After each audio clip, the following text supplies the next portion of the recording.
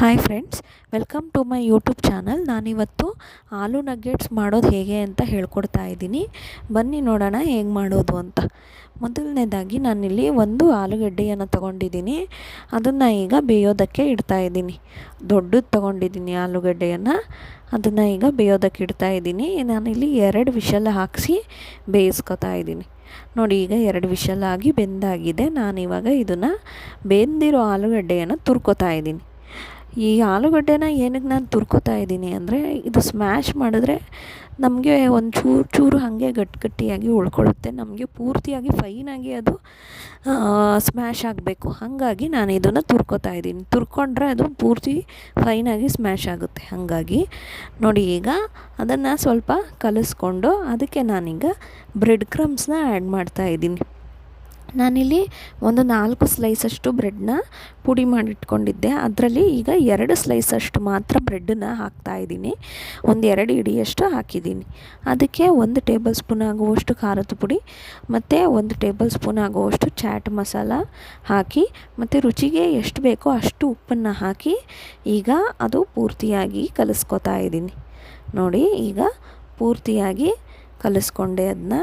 ಈಗ ನಾನು ಒಂದು 2 ಮೊಟ್ಟೆಯನ್ನು ತೊಗೊಂಡಿದ್ದೀನಿ. ಮೊಟ್ಟೆಯನ್ನು ನೋಡಿ ನಾವು ಈ ಥರ ಒಡೆದ್ಬಿಟ್ಟು ಈ ಥರ ಮಾಡಿಟ್ಕೊಂಡಿರಬೇಕು. ನೋಡಿ, ಈಗ ಮೊಟ್ಟೆಯನ್ನು ಇಟ್ಕೋಬೇಕು. ಇದು ನಾವು ಅಜ್ಜೋದಕ್ಕೆ ನಾವು ಇದನ್ನು ಯೂಸ್ ಮಾಡ್ತೀವಿ ಮೊಟ್ಟೆಯನ್ನು. ಹಾಗಾಗಿ ನೋಡಿ, ಇವಾಗ ನಾನು ಅದನ್ನು ಹೇಗೆ ಮಾಡೋದು ಅಂತ ತೋರಿಸ್ತೀನಿ.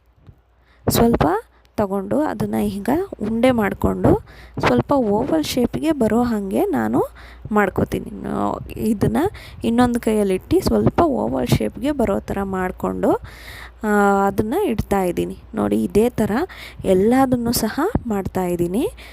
ಪೂರ್ತಿಯಾಗಿ ಅದು ಖಾಲಿ ಆಗೋವರೆಗೂ ಒಂದೊಂದೇ ಉಂಡೆ ತಗೊಂಡು ಅದನ್ನು ಓವಲ್ ಶೇಪಲ್ಲಿ ಮಾಡಿ ಇಡ್ತಾಯಿದ್ದೀನಿ. ಇದನ್ನು ನಾವೀಗ ಮೊಟ್ಟೆಯಲ್ಲಿ ಎಜ್ಜಿ ಮತ್ತು ಬ್ರೆಡ್ ಕ್ರಮ್ಸಲ್ಲಿ ಎಜ್ಜಿ ಆಮೇಲೆ ಕರಿಬೇಕು. ನೋಡಿ, ಇವಾಗ ಅದನ್ನು ತೋರಿಸ್ತೀನಿ ಹೇಗೆ ಮಾಡೋದು ಅಂತ. ನಾನಿಲ್ಲಿ 2 ಮೊಟ್ಟೆಯನ್ನು ತಗೊಂಡು ಅದನ್ನು ಇಟ್ಕೊಂಡಿದ್ದೀನಿ. ಮತ್ತು ಅದಾದಮೇಲೆ ಬ್ರೆಡ್ ಕ್ರಮ್ಸು ನಾನು 4 ಸ್ಲೈಸ್ ಪುಡಿ ಮಾಡಿ ಇಟ್ಕೊಂಡಿದ್ನಲ್ಲ, ಅದರಲ್ಲಿ 2 ಸ್ಲೈಸ್ನ ಆಲೂಗೆ ಮಿಕ್ಸ್ ಮಾಡಿದ್ದೀನಿ. ಇನ್ನೆರಡು ಸ್ಲೈಸ್ನ ನಾನು ಹಾಗೆ ಇಟ್ಕೊಂಡಿದ್ದೆ. ಇನ್ನೆರಡು ಸ್ಲೈಸ್ದು ಪೌಡರ್ನ ನಾನಿಲ್ಲಿ ತಗೊಂಡಿದ್ದೀನಿ. ಈಗ ಅದು ಉಂಡೆ ಮಾಡಿ ಇಟ್ಕೊಂಡಿದ್ವಲ್ಲ, ಅದನ್ನು ಫಸ್ಟು ಮೊಟ್ಟೆಯಲ್ಲಿ ಎಜ್ಜಿ ಅದಾದಮೇಲೆ ಬ್ರೆಡ್ ಕ್ರಮ್ಸಲ್ಲಿ ನಾನು ಹೆಚ್ತಾಯಿದ್ದೀನಿ. ಅದು ಪೂರ್ತಿಯಾಗಿ ಎಜ್ಜಿ ಮತ್ತೆ ಇನ್ನೂ ಒಂದು ಸಲ 2 ಡಬಲ್ ಕೋಟಿಂಗ್ ಮಾಡಬೇಕು ನಾವು. ಇನ್ನೊಂದು ಸಲ ಮೊಟ್ಟೆಯಲ್ಲಿ ಅದ್ದಿ ಮತ್ತು ಅದಾದಮೇಲೆ ಬ್ರೆಡ್ ಕ್ರಮ್ಸಲ್ಲಿ ಅಜ್ಜಿ ಅದನ್ನು ಎತ್ತಿಡಬೇಕು. ಇದೇ ರೀತಿಯಾಗಿ ನಾವು ಎಲ್ಲದನ್ನು ಸಹ ಮಾಡಬೇಕು. ನಾವು ಈಗ ವೆಜ್ ತಿನ್ನೋರಾದರೆ ಅವರು ಮೈದಾನ ಯೂಸ್ ಮಾಡ್ಕೋಬೋದು. ಒಂದು 2 ಟೇಬಲ್ ಸ್ಪೂನ್ ಅಷ್ಟು ಮೈದಾ ತಗೊಂಡು ಅದಕ್ಕೆ ನೀರು ಹಾಕಿ ಕಲಿಸ್ಬಿಟ್ಟು ಅದನ್ನು ಮೊಟ್ಟೆ ಥರ ಮಾಡಿಕೊಂಡು ನೀವು ಮೈದಾನ ಯೂಸ್ ಮಾಡ್ಬೋದು, ಮೈದಾ ಸ್ಲರಿನ. ಈಗ ನೋಡಿ, ಪೂರ್ತಿಯಾಗಿ ಆದಮೇಲೆ ಈಗ ಇದನ್ನು ಕರಿತಾ ಇದ್ದೀನಿ. ನಾನಿಲ್ಲಿ ನೋಡಿ, ಎಣ್ಣೆ ಕಾದಿದೆ. ಈಗ ಈ ಎಣ್ಣೆಗೆ ನಾನು ಇದನ್ನು ಹಾಕ್ತಾಯಿದ್ದೀನಿ. ನಾನಿಲ್ಲಿ ಎಣ್ಣೆ ಜಾಸ್ತಿ ಏನು ತಗೊಂಡಿಲ್ಲ, ಸ್ವಲ್ಪ ತಗೊಂಡಿದ್ದೀನಿ. ಸ್ವಲ್ಪ ಶಾಲೋ ಫ್ರೈ ಥರ ಮಾಡ್ತಾಯಿದ್ದೀನಿ. ಈ ಕಡೆ ಶಾಲೋ ಫ್ರೈಯೂ ಅಲ್ಲ, ಡೀಪ್ ಫ್ರೈಯೂ ಅಲ್ಲ.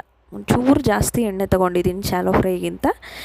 ಅದೇ ಥರ ಮಾಡಿ ಈಗ ಸ್ವಲ್ಪ ಹೊತ್ತು ಬಿಟ್ಟು ಮಗ್ಚಾಕಿ ಅದು ಪೂರ್ತಿಯಾಗಿ ಸ್ವಲ್ಪ ಬ್ರೌನಿಷ್ ಆದಮೇಲೆ ನಾವು ಈಗ ಇದನ್ನು ಎತ್ತಿಡ್ತಾಯಿದ್ದೀನಿ. ನೋಡಿ, ಈಗ ಪೂರ್ತಿಯಾಗಿ ಆಗಿದೆ. ಈ ಕಲರ್ ಬರಬೇಕು ನಿಮಗೆ. ಈ ಕಲರ್ ಬಂದಾಗ ನಾನು ಇದನ್ನು ತೆಗಿತಾ ಇದ್ದೀನಿ.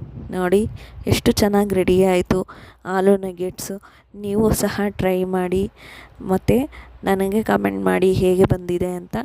ಹೀಗೆ ನನ್ನ ಚಾನಲನ್ನು ವೀಕ್ಷಿಸ್ತಾ ಇರಿ ಮತ್ತು ನನ್ನ ಚಾನಲ್ಗೆ ಸಬ್ಸ್ಕ್ರೈಬ್ ಆಗಿ ಮತ್ತು ಹೀಗೆ ಸಪೋರ್ಟ್ ಮಾಡ್ತಾ ಇರಿ. ಯಾರ್ಯಾರೆಲ್ಲ ನನ್ನ ಚಾನಲ್ನ ವೀಕ್ಷಿಸ್ತಿರೋ ಅವರಿಗೆಲ್ಲ ನನ್ನ ಧನ್ಯವಾದಗಳು.